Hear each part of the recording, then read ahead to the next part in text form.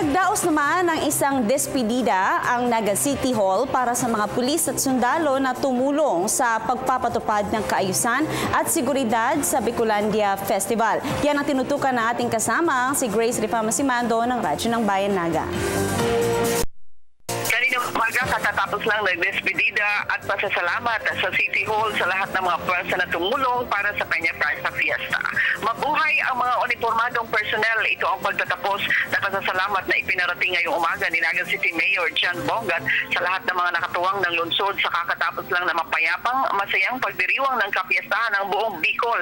Ang pwersa ng Maritime Police, Philippine Navy, Philippine Coast Guard, Philippine Army at Philippine National Police. Kabilang din ang lahat ng mga force multipliers mula sa mga barangay tunnels, public safety office at ang lahat ng mamamayan sa pakikisa sa mapayapa at ligtas na okasyon.